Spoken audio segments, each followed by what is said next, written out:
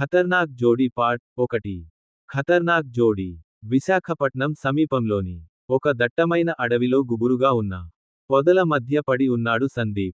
కడుపులో 3, వెన్నులో 2 కత్తిపోట్లు దిగడంతో ధారాళంగా రక్తం పోతోంది అతని ఒంట్లో నుండి.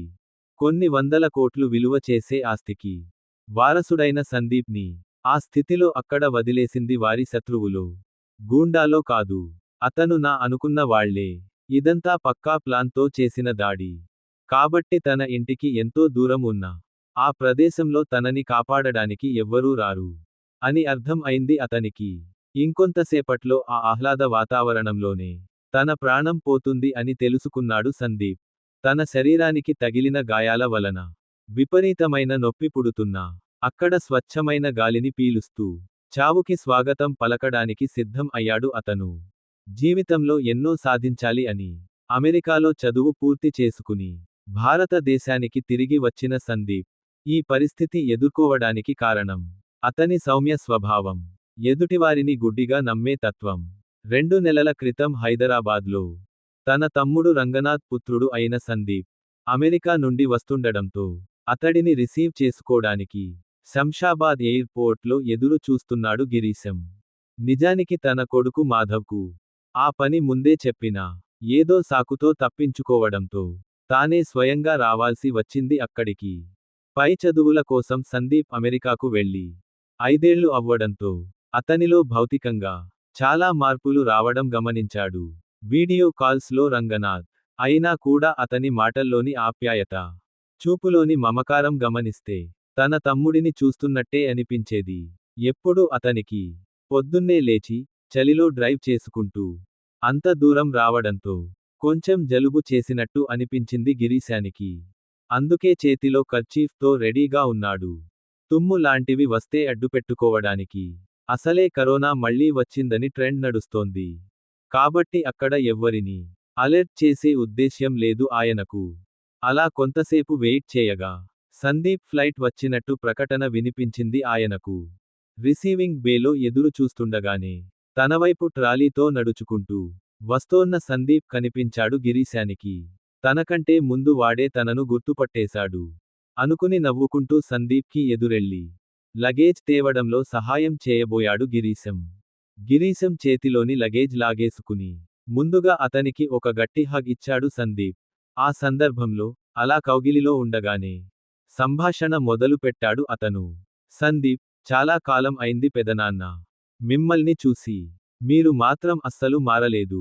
నేను వెళ్ళక ముందు ఎలా ఉన్నారో ఇప్పుడు అలాగే ఉన్నారు. ఏదో పేరుకి అన్నట్టు కాకుండా ఆ కౌగిలిలో ఇంతకాలం వాడు తమను మిస్ అయ్యాడు అన్న ఫీలింగ్ తెలిసింది గిరీశానికి. నిజానికి అతని కొడుకు కూడా ఎప్పుడూ తనతో అంత ప్రేమగా ఉండింది లేదు. ఆ విషయంలో తన తమ్ముడు అంటే కొంత అసూయ కలిగింది గిరీశానికి. గిరీశం, నువ్వు మాత్రం చాలా మారిపోయావురా. మాధవ్ కంటే పొడుగు అయిపోయావ్. మంచి హాలీవుడ్ సినిమా స్టార్ లాగా ఉన్నావ్. సందీప్, అవునా? మరి అన్నయ్య ఎక్కడా కనిపించట్లేదు. వాడే నన్ను పిక్ చేసుకోవడానికి వస్తాడు అనుకున్నాను. మీకు చాలా పనులు ఉంటాయి కదా. మీరెందుకు ఇంత దూరం వచ్చారు? సందీప్ అలా అనగానే మనసులో చివుక్కుమంది గిరీశానికి. మాధవ్ ఈ పనిని వదిలేసి పిచ్చి తిరుగుళ్లకు వెళ్ళాడు అని తెలిస్తే సందీప్ బాధపడతాడు అనుకుని అబద్ధం చెప్పాడు గిరీశం అప్పుడు. గిరీశం, ఒక ముఖ్యమైన మీటింగ్ ఉంటే నా బదులుగా వాడిని పంపాను సందీప్. మీ నాన్న ఊళ్ళో లేరని నీకు తెలుసు కదా.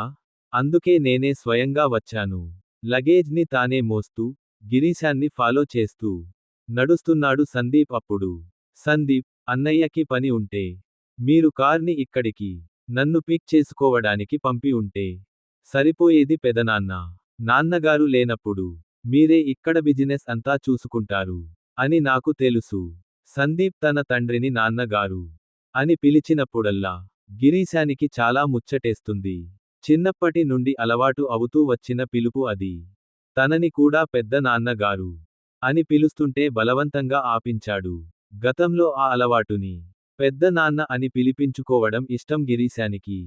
గిరీశం, మన అనుకున్నవారి కోసం మనం పడే ఇబ్బందిలోనూ ఒక తృప్తి ఉంటుందిరా అబ్బాయ్. రేపు నాకు ఏదైనా అవసరం ఉంటే నువ్వు మాత్రం నీ పనులు మానేసుకుని రావా?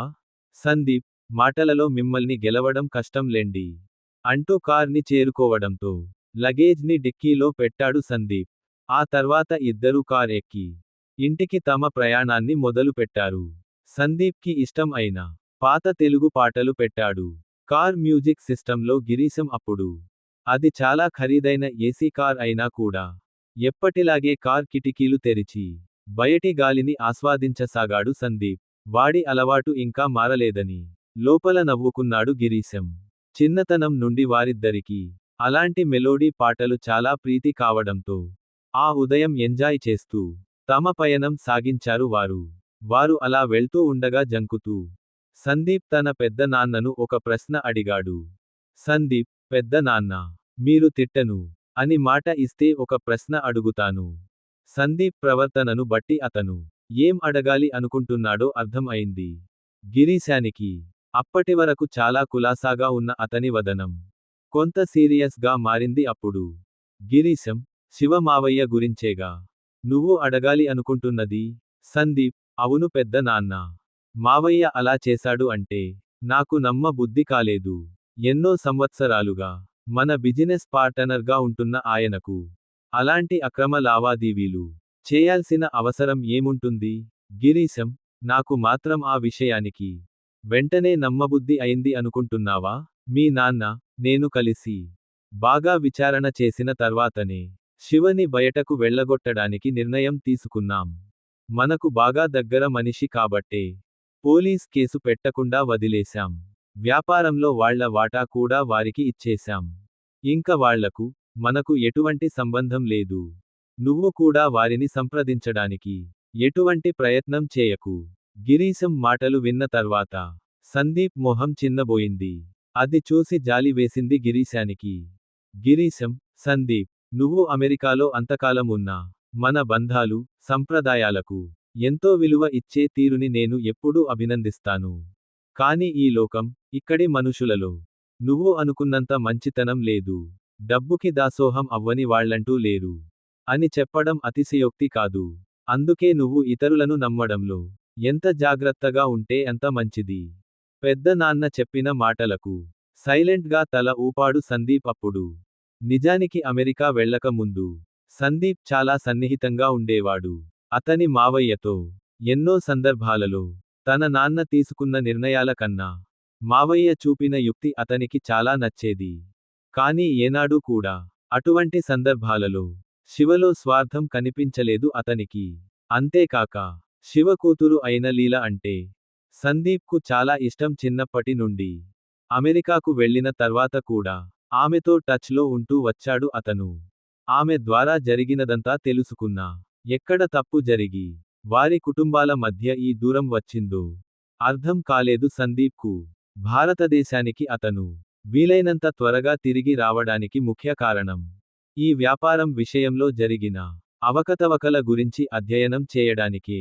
సిటీలో కార్ అలా వెళ్తుంటే ఈ 5 ఏళ్లలో వచ్చిన మార్పులను ఆశ్చర్యంగా చూస్తున్నాడు సందీప్. అతని దృష్టి కుటుంబ సమస్యల మీద నుంచి మళ్ళినందుకు ఆనందిస్తూ ఒక టిఫిన్ సెంటర్ దగ్గర కార్ను ఆపాడు గిరీశం. సందీప్, ఏంటి పెద్ద నాన్న, కార్ ఇక్కడ ఆపావు? ఏమైనా సమస్య? గిరీశం, కాదు సందీప్, నీకు ఇలా రోడ్ పక్కన అమ్మే బజ్జీలు ఇష్టం కదా, అందుకే ఆపాను.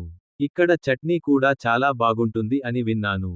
అన్నేళ్లు గడిచినా కూడా తన ఇష్టాలను గుర్తుపెట్టుకున్న పెద్ద నాన్నను మనసులోనే మెచ్చుకున్నాడు సందీప్. చాలా హుషారుగా కారు దిగి టిఫిన్ సెంటర్ దగ్గరకు పరిగెత్తాడు. 2 ప్లేట్లు ఆర్డర్ చెప్పాడు బజ్జీలు. కార్ లాక్ చేసి అక్కడకు మెల్లగా నడుచుకుంటూ వచ్చిన గిరీశం సందీప్ను సీరియస్ గా చూసి ఒక మాట చెప్పాడు. గిరీశం, కానీ ఒక్క విషయానికి గుర్తుపెట్టుకో సందీప్. బహుశా శివ మావయ్య గురించే ఏదో వార్నింగ్ ఇస్తాడేమో ఆయన అనుకున్నాడు సందీప్. కానీ అక్కడ జరిగింది వేరు. గిరీశం, మనం ఇలా బయట టిఫిన్ తింటున్నాం అన్న సంగతి ఇంట్లో ఎవ్వరికీ చెప్పకు. ముఖ్యంగా మీ పెద్దమ్మకు ఈ సంగతి తెలిస్తే నా మీదకు చపాతీ కర్ర విసురుతుంది. ఆ మాటలు వినగానే భళ్ళున నవ్వాడు సందీప్. సందీప్, ఏం కంగారుపడకు పెద్ద నాన్న, ఈ సీక్రెట్ మన ఇద్దరి మధ్యనే ఉంటుంది అంటూ అప్పుడే వచ్చిన టిఫిన్ని లొట్టలు వేసుకుంటూ తినడం మొదలుపెట్టాడు సందీప్. అలా భారతదేశానికి తిరిగి వచ్చిన మొదటి రోజు జరిగిన సంఘటనలు గుర్తుకొచ్చి నవ్వు వచ్చింది సందీప్కి అంత బాధలోనూ. ఇంతలో సందీప్ పడి ఉన్న పొదల చుట్టూ వింత అలికిడి అవ్వడం మొదలైంది. ఎలాగో కొంతసేపట్లో చనిపోయేవాడు అయినా ఆ సమయంలో ఏమైనా అడవి మృగం అక్కడికి వచ్చి తనను చంపి తింటుందేమో అని భయపడసాగాడు సందీప్. అప్పుడు అతని చుట్టూ చిన్న కుందేళ్లు, ఉడతలు, నెమళ్ళు చేరసాగాయి మెల్లగా. చనిపోయే ముందు అంతటి అద్భుతమైన దృశ్యాన్ని చూపించినందుకు దేవుడికి థాంక్స్ చెప్పుకున్నాడు సందీప్. ఇంతలో అతనికి తెలిసిన స్వరం ఒకటి వినిపించింది. అపరిచిత స్వరం, కంగారు పడకు. నువ్వు ఏమీ చనిపోవులే. అది ఎవరా అని సందీప్ చూస్తుండగా అక్కడికి ఒక బంగారు నెమలి నడుచుకుంటూ వచ్చింది. దాన్ని చూడగానే అతనికి 10 ఏళ్ల వయసు ఉన్నప్పుడు జరిగిన సంఘటన గుర్తుకొచ్చింది సందీప్కు. ఆ బంగారు నెమలి సందీప్తో ఎలా మాట్లాడగలిగింది? మనవాడికి గుర్తుకొచ్చిన సంఘటన ఏంటని వచ్చే భాగంలో చూద్దాం. ఈ కథ మీకు నచ్చితే మరిన్ని మంచి కథల కోసం ఈ ఛానల్ని సబ్స్క్రైబ్ చేసి ప్రోత్సహించండి. సర్వేజనాః సుఖినో భవంతు.